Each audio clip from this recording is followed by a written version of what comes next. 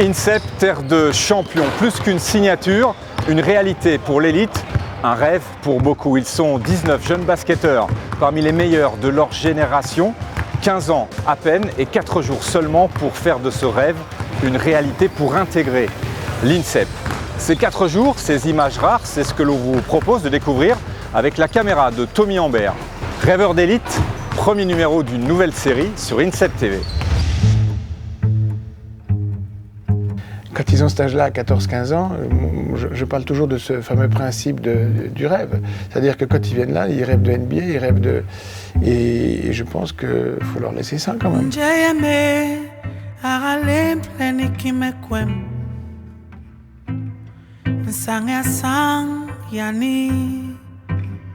Et par contre, ceux qui vont pouvoir s'en sortir et y arriver, c'est ceux qui vont sortir du rêve pour entrer dans le principe de réalité. Donc la réalité, c'est quand vous avez 18, 19, 20 ans, ben la réalité, elle est devant vous.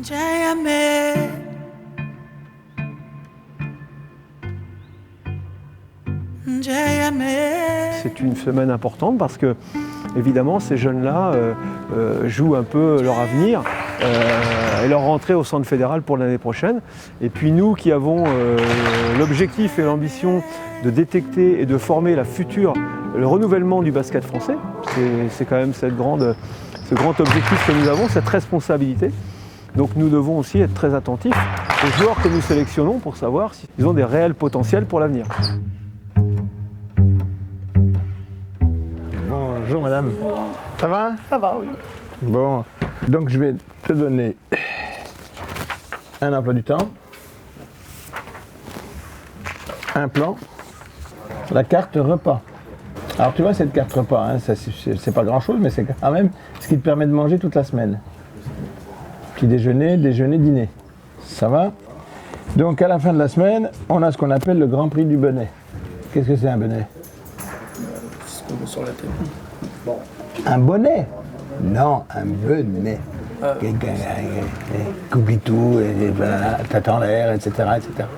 Bien, alors je vais te dire, mais coach, pourquoi on fait ça? Ben, c'est tout simple, parce que la plupart du temps, je le pose sur mon plateau, je mange, je range mon plateau, et après, je peux plus manger, j'ai plus la carte. Tout est rendez-vous individuel de la semaine. Hein. Donc demain, on a visite médicale, tu auras des entretiens.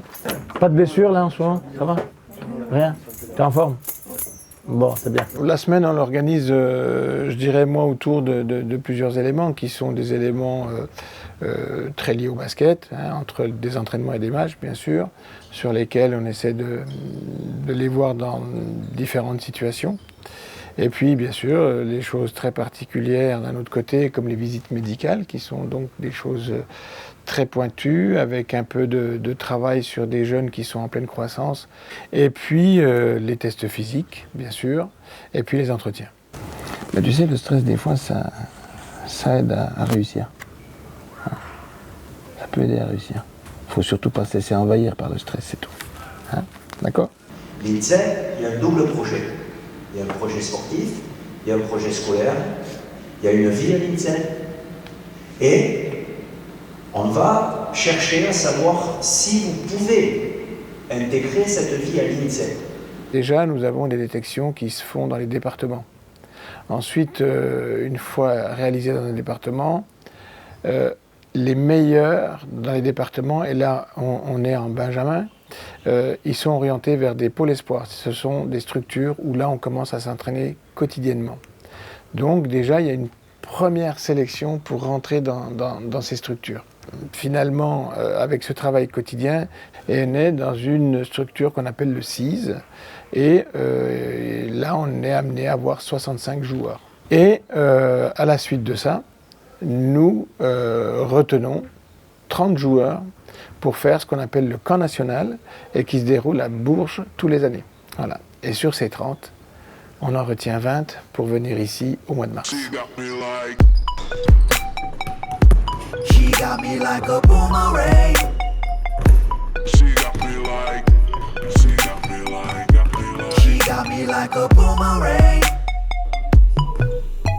Petite en place.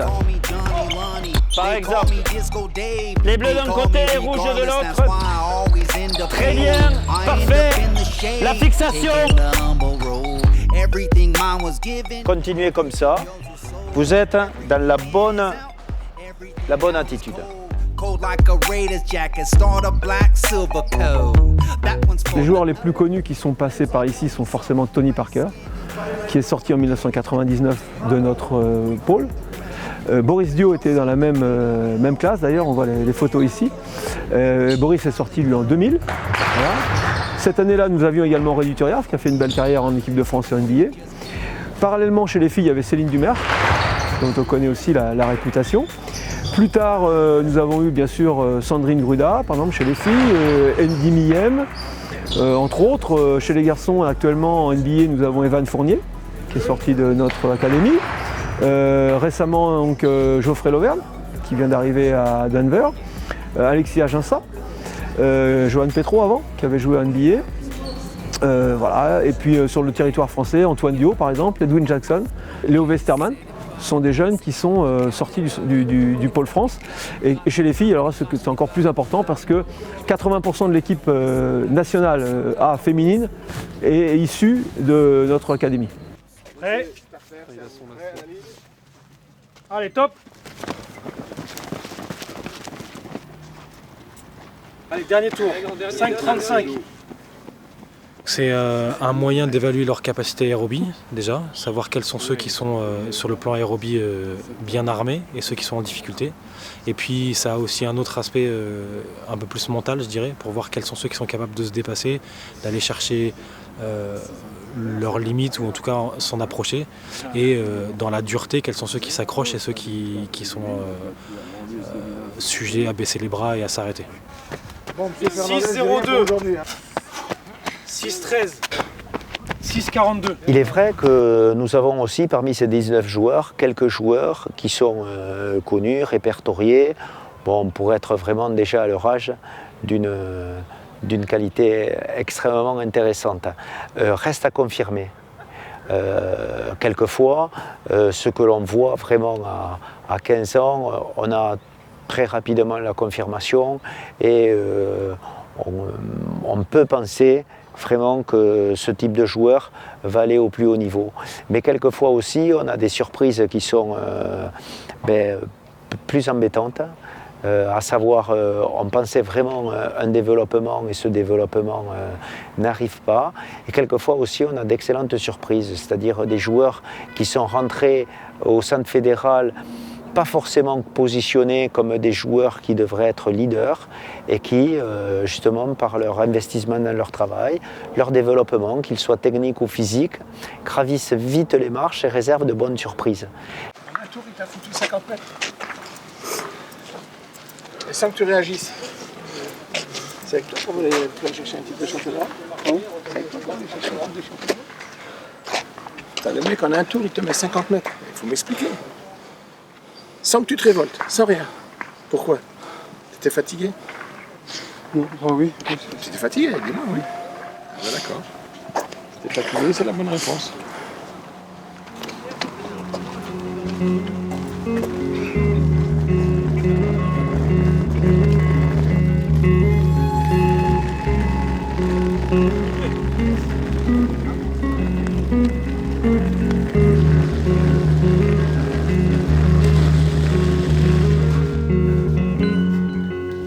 Je m'appelle Essomé Miem, je viens de Reims et j'ai 13 ans.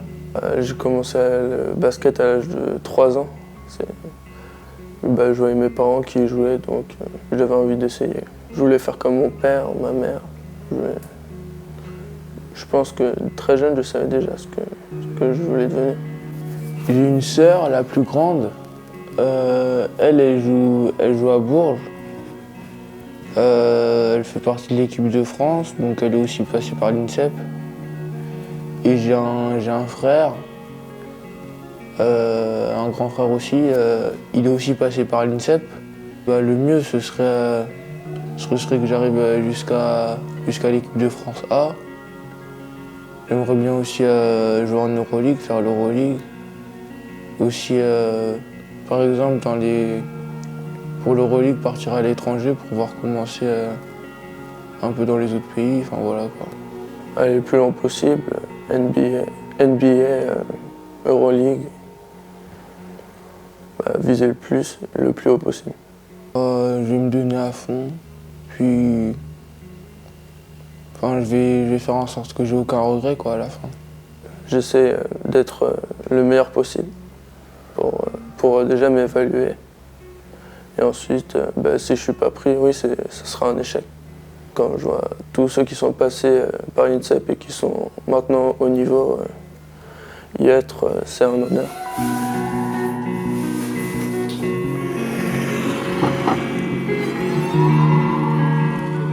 Ici, on a un outil qui est extraordinaire. Je veux dire, on est à l'INSEP. Nous-mêmes étant à l'INSEP, maintenant j'y suis depuis plusieurs années, nous étions sur une seule salle auparavant. Nous avons ces 2 salles de travail maintenant. On voit les progrès réalisés et je pense que l'INSEP s'est énormément investi pour nous donner ces moyens de travailler et on travaille dans de très bonnes conditions. Donc les jeunes travaillent dans de très bonnes conditions. Il m'arrive régulièrement de leur dire, les garçons, là sur le sol sur lequel vous entraînez, il y a un agent ce matin qui est passé à 7 h faire le nettoyage pour qu'à 11 h vous puissiez vous entraîner sur un sol propre. Et ça, c'est tous les jours. Donc l'exigence qui est demandée aux joueurs, parce qu'on veut atteindre le haut niveau, elle existe tout autour. Alors, quand on est jeune sportif ici à l'INSEP, vous venez à la salle depuis le scolaire en 6-7 minutes à pied. Vous allez manger, c'est juste à côté. Vous allez dormir, c'est à côté. Tout est sur place. Donc tout ce qui est lié à la fatigue du déplacement, quand par exemple vous êtes ailleurs, là vous ne l'avez plus. Donc on peut se concentrer complètement. Ensuite, l'école est ici. Donc franchement, pour trouver d'autres structures avec toutes ces facilités et autant tournées vers le haut niveau, il n'y en a pas beaucoup quand même. Voilà. Et je pense que l'INSEP, dans ce cadre-là, est unique. C'est un campus, quoi. Donc il y a le lycée qui est dans l'INSEP, tu as le bâtiment médical qui est dans l'INSEP, tu as la salle qui est dans l'INSEP. Donc il n'y a pas forcément à se déplacer et ça c'est vraiment un avantage par rapport aux autres centres de formation qui sont souvent éparpillés dans la ville même. Et donc ici c'est le gros avantage ici de tout avoir sur place. On côtoie d'autres sportifs, donc c'est extrêmement important d'échanger avec eux justement pour apprendre leur sport, même leur palmarès ou leur envie de gagner par exemple. Et après ici on est encadré de coachs nationaux, ce qui est vraiment important pour notre progression. Et de préparateurs physiques qui sont ici au quotidien avec nous pour nous surveiller ou pour nous faire travailler, donc ça c'est important. Après les entraînements du mardi soir, on va donc à la balnéothérapie, c'est juste en bas. Donc dans la balnéothérapie, il y a des bains froids, des bains chauds, il y a un sauna, il y a un hammam. Il est où ton blouson ?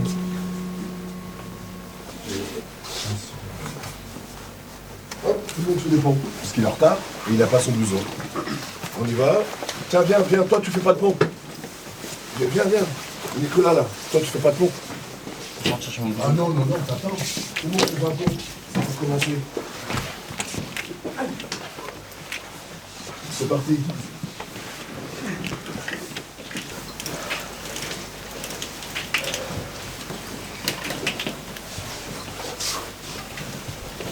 C'est bon le genou?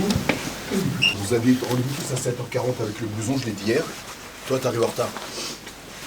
T'es pas là pour gagner ta place pour rentrer au centre fédéral, toi. T'es là pourquoi? T'as pas assez dormi?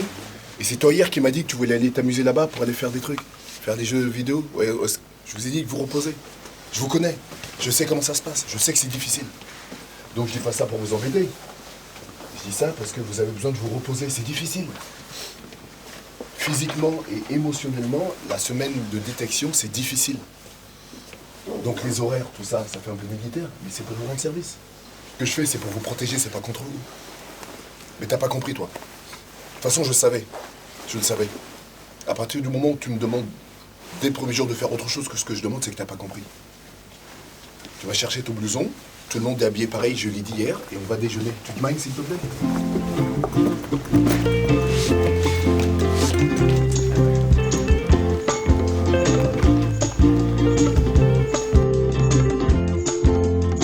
I had to leave you and go away, but I think about you every day.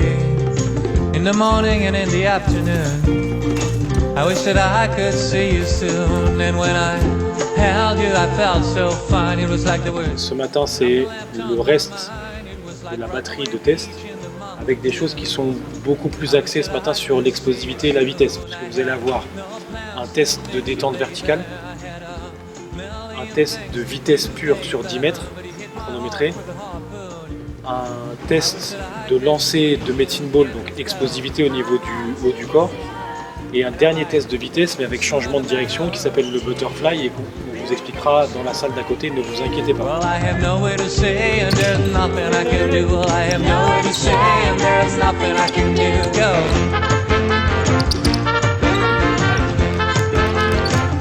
Le saut se fait en départ arrêté, il n'y a pas de prise d'élan. On est les deux pieds dans le sol et on décolle. Now that I am across the sea, I wonder if you're gonna wait for me. 2 essais, on prend le meilleur des deux. A new boy to spoon.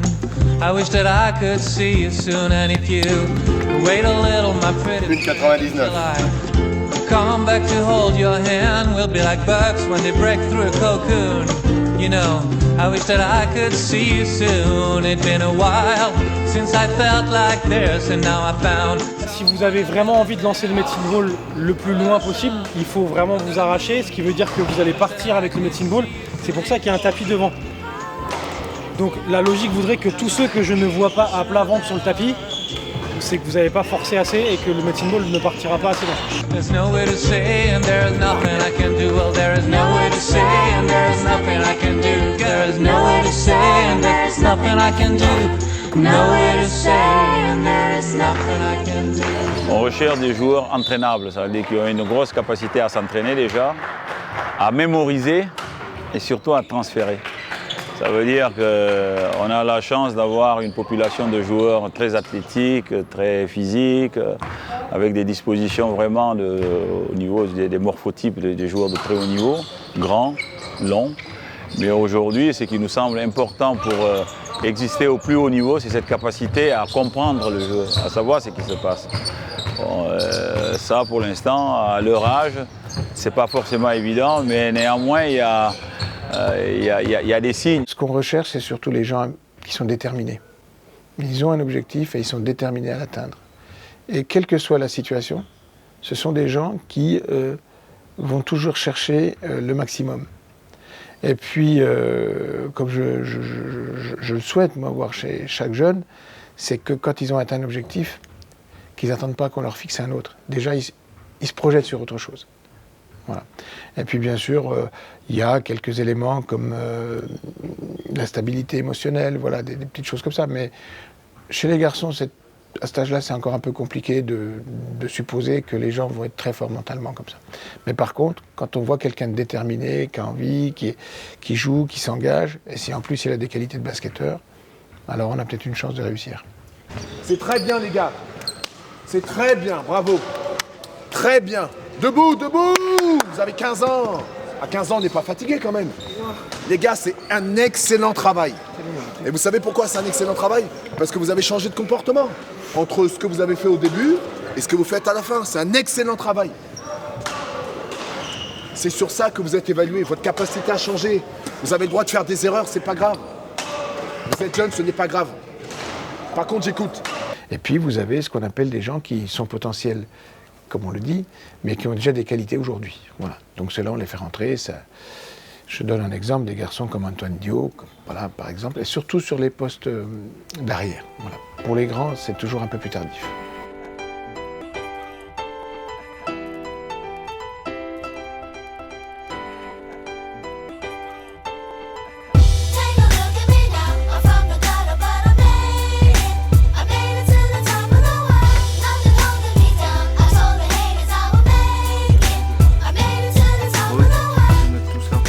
Un petit bilan, on essaye de prendre connaissance avec eux, hein, au niveau donc tout ce qui est interrogatoire, le passé médical des jeunes, qui la plupart sont en pôle, hein, donc en général, ou des clubs professionnels. Un deuxième temps, on fera une synthèse clinique avec les coachs dans l'après-midi pour voir un petit peu pareil, se mettre en relation avec eux et qu'ils aient une connaissance un petit peu de ce qu'on a trouvé. Et puis moi j'aime bien aussi, c'est de faire ce qu'on appelle des tests de saut. Et ce qui est intéressant, c'est de voir un petit peu au niveau des appuis, surtout les phases de réception au sol. On a un sport, le basket, où on saute beaucoup. Surtout chez les jeunes, ils ont un basket de jumper, un peu comme au volley. On saute en moyenne, il y a une 40aine de sauts par séance d'entraînement. Et donc qui dit saut, dit phase de réception. Et donc il y a des risques inhérents au sport de tendinopathie rotulée. Donc on monte un gros projet de prévention là-dessus au niveau de la fédération. Tu as fait 5 sauts comme ça, tu sautes, tu te réceptionnes, tu sautes, tu te réceptionnes, tu sautes, tu te réceptionnes. Tu en fais 5 de suite comme ça. Tendu, tendu, tendu, tendu, tendu, et puis on peut tendu, tendu, genoux tendus. On fait des tests de saut. Ce qu'on fait, c'est que on analyse à la vidéo et les tests de saut et la position de ses pieds à la réception. On mesure les sauts avec un myotest qui va nous donner la force à laquelle la force concentrique, la force excentrique, l'impulsion et tout ça, qui nous donne plein de paramètres. Ça nous permet de faire une fiche individuelle pour chaque joueur, de voir quelles sont ses qualités et aussi ses défauts et ce qu'il aura à travailler. Et c'est surtout pour rentrer dans le cadre de la prévention des blessures, pour avoir un programme adapté par la suite.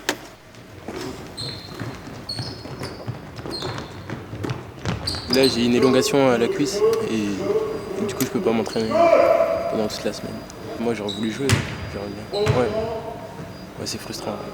On se dit qu'on aurait pu faire ça, mais on n'est pas sur le terrain, alors c'est compliqué. Ouais. Là, on est en train de regarder un couple de joueurs, voilà. Je porte mon attention sur 2 joueurs qui sont du même profil. Voilà, donc j'essaie de trouver les éléments qui peuvent me permettre de se distinguer les points forts, les points faibles, le profil pour un même poste des 2 joueurs. Voilà. Donc on affine au fur et à mesure chaque jour.